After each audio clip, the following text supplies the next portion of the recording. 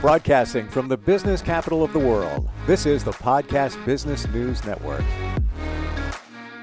And welcome back, everybody. Hey, the cancer journey is never an easy one. Going through all the treatments, be it cancer chemo treatments or radiation. And once it's over, sigh of relief, but there's also fallout from that, if you will. And sometimes you need some support with that. Believe it or not, this can support it. I'm talking about acupuncture.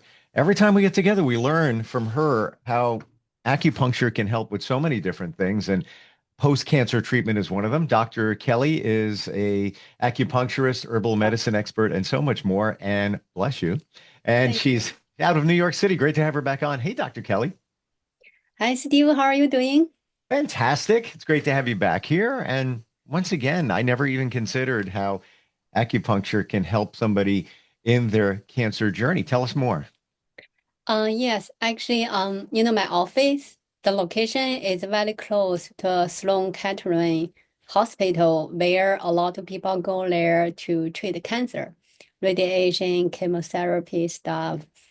Actually, a lot of people feel like fatigue, feel nausea, feel insomnia, and a lot of discomfort after the treatment.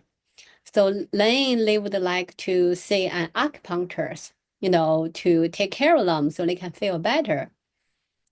I was saying, some people, and it's been, a great help to them. So I can talk about one of the patient as an example. Let people know how can acupuncture to help people feel better after radiation chemotherapy. Sure. Yeah. Give us an example of somebody that you helped and worked with. Yeah, so I have this gentleman. Actually he live upstate. So they came to the city just for the radiation, for the treatment. But after radiation, the patient felt very hard to go to bathroom. So cannot really have a good flow to urinate. And it's very discomfort. And the doctor, he said, when he came to me, he said his doctor even think about to kind of put a catheter, put a pee bag on him. So in that way, he doesn't feel so bad when he pee. But of course, that's not everyone's first choice. So he said, Dr. Kelly, can you help me? I said, let's try. So we did acupuncture. And after the first treatment, his wife texted me and said, Dr. Kelly, you helped him. He went to bathroom right away after treatment. So I helped Wow. him. But the radiation usually is not only one treatment, it's several times.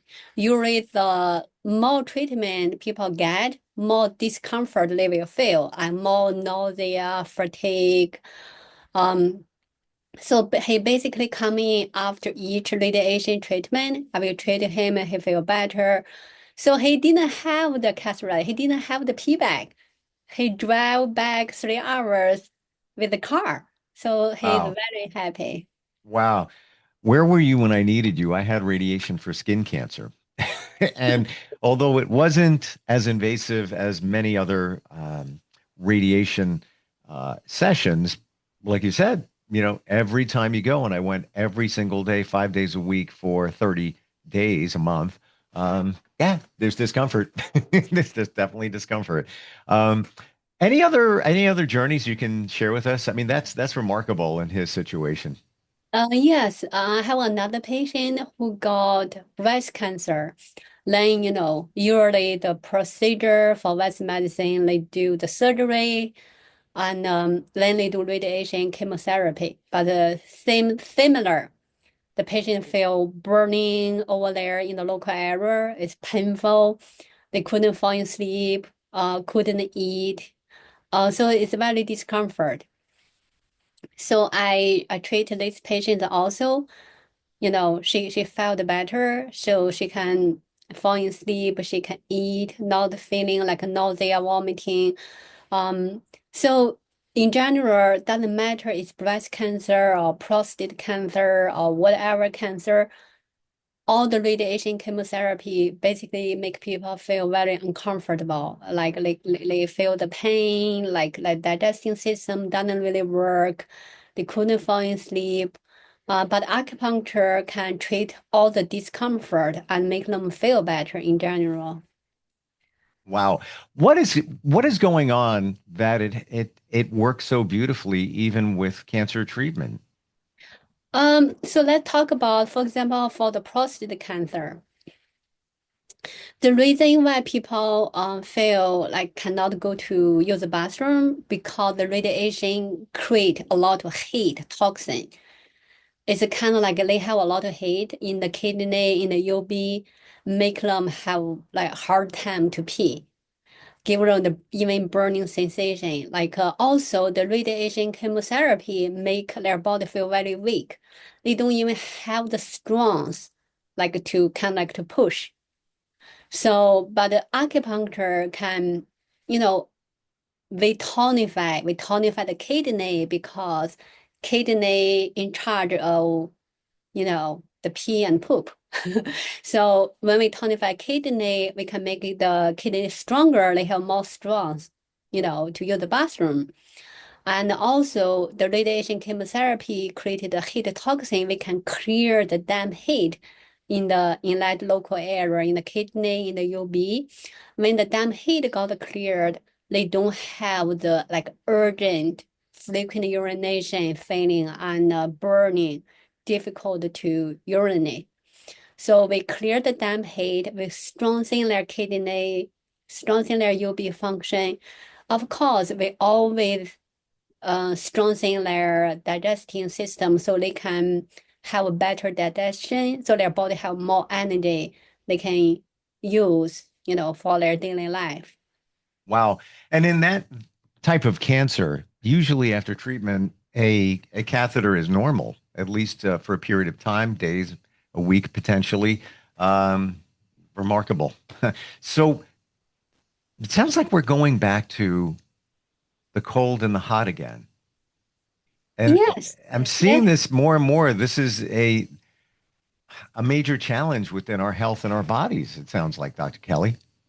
Yes, actually, you're right about the heat and cold, right? So, for example, people who going through radiation, they have a lot of heat, you Yes. know, and actually, people who drinking cold stuff or exposed to AC a lot, they usually have the symptoms, for example, pain, muscle pain, or for a girl, they can have cramp, menstrual pain. So that cold can slow down the blood flow, slow down the qi movement, make them have like a difficult, period. They can have cramp, bad cramp, or even they make them have a late period. Like I have several patients who got their period late. So I asked them, like, do you like to drink ice cold water? They said yes. So then their period got late, but I did acupuncture on them. They said their period came right away after treatment. So although people can have some imbalance between cold and heat, acupuncture can bring you back to the balance. Wow. It's it goes back even now we're talking about the cold beverages again, which we've talked about quite often in the past, but that seems to be the number one impact on our health if you look at it through the eyes of Chinese medicine. It seems like it's just not a good thing, right? I know, but somehow people either they don't realize it or they don't believe it or they just get used to drink the cold stuff. Yeah. Like when we had a class, actually, although I have been practicing, I have a lot of patience, but I still keep learning. When we had the Huangdi Neijing class one day, one of the students mentioned said, like it looks like it's more like Chinese people, alien people like to drink warm beverage. But American, they kind of like they drink ice cold water. They are totally fine. I said, no, who said they are totally fine? Like if you ask them, even they're like big, strong, tall, a lot of them have bloating and gassing. Where the bloating gassing from? From the ice cold water and drink. Wow. So like don't think American people oh they are stronger, so they can drink ice cold water. No, no, no, no, no. Well, they're not making the connection because they're not aware of it, as I wasn't. And I heard in Chinese culture, one of my friends who I grew up with, Greg, his family is Chinese, and I used to, watch it. Oh wow, they drink things warm. I just thought it was just a cultural thing. I didn't know it was connected to health. And if you're used to drinking cold beverages, just get in the habit of not. After a while, you don't crave it.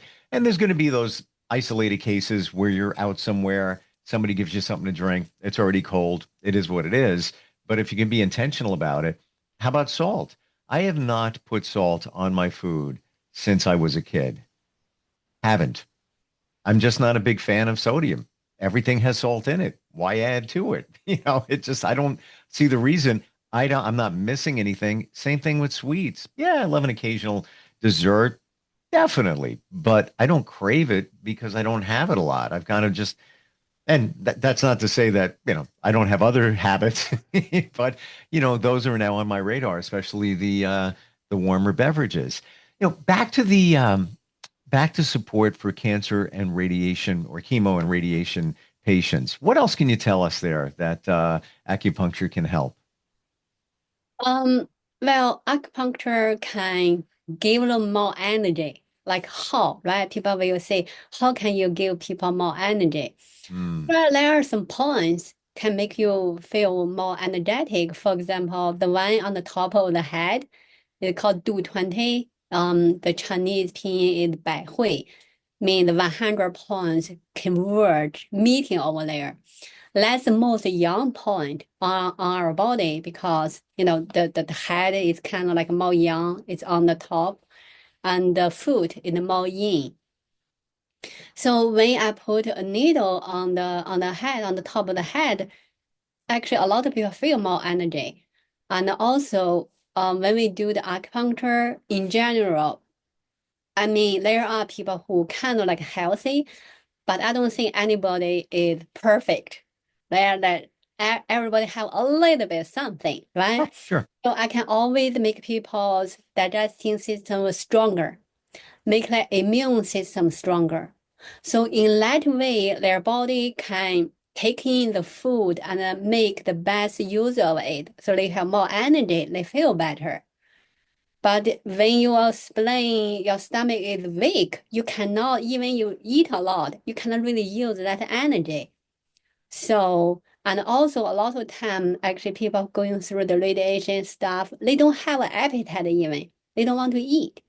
But acupuncture will kind of like make their appetite a little bit stronger. Actually, I even have a patient complain about her appetite getting stronger after treatment. She said, Dr. Kelly, what did you do? I want to eat more. Well, talk about digestion. I'm going to share this. It's in real time. My friend Kira, she is a fitness professional. You look at her, she looks fantastically healthy. She's a trainer. Um, she's in her mid 40s, maybe 46-ish. And she just in great health. Where was she this weekend? At the hospital with gastritis, a major case of gastritis. And I literally was just texting her before we got on here about how herbal remedies made me feel better with gastritis, ulcer, and all of that. Um, Now I'm going to suggest acupuncture. What can I tell her? I'm literally texting her right now. Yeah, acupuncture actually can treat that. So in general, I mean, I haven't seen her, so I don't know her case, but in general, people maybe have some stomach heat. Usually the stomach heat will have some inflammation in the stomach. People may feel the burning pain stuff. But where the stomach heat from? Usually I mean, not all the time, from food stagnation. How people have food stagnation? You have a weak spleen. How people get a weak spleen? Maybe there are sometimes people born with a weak spleen, but a lot of time because we drinking too much cold stuff, we mess up the spleen. Then the spleen cannot really digest the food. The food stay in the stomach, causing the heat rising up. So the stomach, the qi should going down, but when the food stagnant in the stomach, it's going up. That's why people have the inflammation in the stomach. Acupuncture can help that for sure. Herbal formula. I have been treating a lot of patients has similar problem. They all feel great. We're right back to the cold beverages again. And she does all the time. I watch her, and she's this very petite person. She also loves IPAs, having a beer occasionally. That's kind of like her favorite thing. We know it's cold. Um, so I didn't even realize that when your spleen is having challenges, your spleen does a lot more than many of us realize, doesn't it? Oh, it is. Like, for example, people who have fatigue, people have edema, a lot of time because their spleen is weak. So when the spleen is weak, usually have edema, they have like the bloating, gassing. I have this lady who is around 60 something. She said she has the bloating, gassing, edema, and a small appetite for her whole life. Then I asked her, "Do you like drink ice cold water?" She said, "Yes, since I was a child."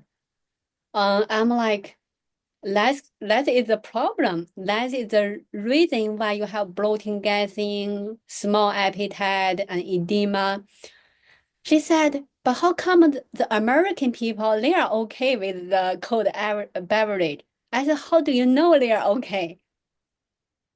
Because they're They are used to not it. okay. They're They not are not okay. okay." If you ask a lot of people, like American people, they have bloating, gassing. They have like the acid reflux. They have fatigue. They have a lot of problems.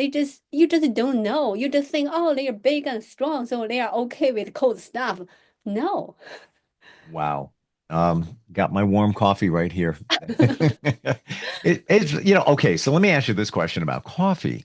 Um, I have a friend, another friend who is um, into fitness, and she kind of let things go for a while. Now she's at the gym, she's back at it, and she says she cut coffee. Is that bad? I didn't think that coffee was such a, I usually drink decaf, not a lot of dairy in it, maybe just a tiny bit. That's it. Is coffee okay for you? Well, coffee, why people like to drink coffee. Actually, I even have patient told me they used to have headache, but after they drink coffee, their headache is gone. I've heard the same. Oh, right? Because the caffeine kind of like move the blood faster. So kind of like move the blood faster. That's why, the reason why people have a headache is because the blood kind of like have the stasis. The qi kind of like stagnate. It cannot really move. That's why people have a headache. When you drink coffee, the caffeine make the blood running faster. That's why they feel better. So, but it's kind of like a coffee. It's kind of like medicine. Actually, I think a long time ago, it is a medicine. Later on, people just feel, oh, when I drink coffee, I feel more energy. So I just drink it like a drink.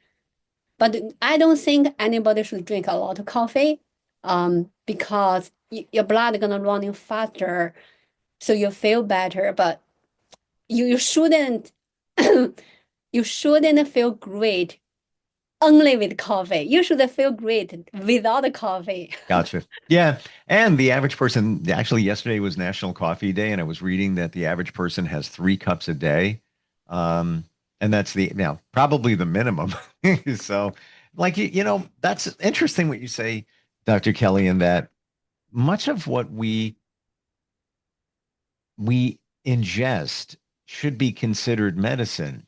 1,000 years ago or so, it was said that food is thy medicine. If you think of it that way, when we take any kind of medicine, we're very careful about it. we look at the label, we make sure we take it on time, we only take what's prescribed. But if you look at food in the same exact way, we don't treat it that way. We just shovel food in, drink cold beverages. We take for granted that our body's trying to make up for all of the stuff that we're doing to it when it comes to those things that we're ingesting. We don't see it that way. I think in Chinese medicine, it's viewed a totally different way, right? Yeah, I totally agree with you. All the food actually, the Chinese herbs, actually a lot of herbs just in the kitchen. It's like, for example, ginger, spring onion, garlic, chili, a lot of these things we use in the kitchen every day. But we should know which, like for example, ginger, when should we use ginger? When should we use garlic? Right? If you, like you said, if we think, oh, it's just food, we can just take it forever. No, that's not good either, because to some people, take ginger is good. If you have a weak spleen, yes. But if people have kind of like yin deficiency, too much ginger is bad. Same thing as coffee. If you drink too much coffee, some people couldn't even fall asleep. Some people maybe even have a palpitation. Their heart gonna beat faster. So it's really like, actually, you know what, Steve? I'm gonna open a restaurant. You should. Why don't they have any? Why don't they have any healthy, call it Chinese medicine related type restaurants? I Yes, I'm gonna open one. I mean, you have Chinese restaurants, but that doesn't mean that everything they're serving is good for you. Let's be honest. And it's up to the person that's, buying to be aware. But imagine if they had a place that was just the healthy stuff, no cold beverages. I think that's a great idea. Yeah, so I just feel like people just don't know which is healthy food. Two is what food is good for them, right? For example, I talk about, for example, kidney deficient patient, they should eat, for example, a little bit like a salty food, of course, not too much, right? Black color, and the spleen deficient patient should eat like yellow, orange food. Like liver, people who have liver qi stagnation should eat a little bit more green food. So I'm gonna have the 5 color food, 5 flavor tailor to each person's needs. I love that idea. And the more and more here, you should eat a rainbow of food in their color because you're getting everything you need. Now, if we want to take it a step further, if you look at energy and the chakras in the body, if you believe in that, somebody told me recently that every chakra has a color, which many Yes, of us know, and the food you eat correlates to the color.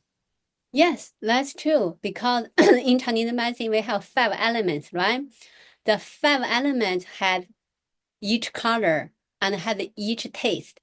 Like, for example, kidney, the color is black, the flavor is salty. The liver color is green, the flavor is sour. So the heart, the color is red, the flavor is bitter actually. So every organ has its color and has its flavor. So in that way, everybody should eat the food tailored to their organ, like which organ is a little bit weak, which organ a little bit too strong. So the 5 flavors should be in harmony. Learned a lot today. Wow. Fantastic. Dr. Kelly, you're in New York City, obviously, for acupuncture. Somebody needs to be there with you in person. A lot of the other stuff we're talking about, you can consult virtually. What's your website again? It's www.kelly121acupuncture.com. And if you ever have any questions, comments, you can always reach out here, instantfeedbacksteve@gmail.com. Dr. Kelly, thank you again for all the insight. Truly appreciate it. Going to pass it on to my friend Kira. And good stuff today, as always. I appreciate it. Thank you, Steve. Thank you.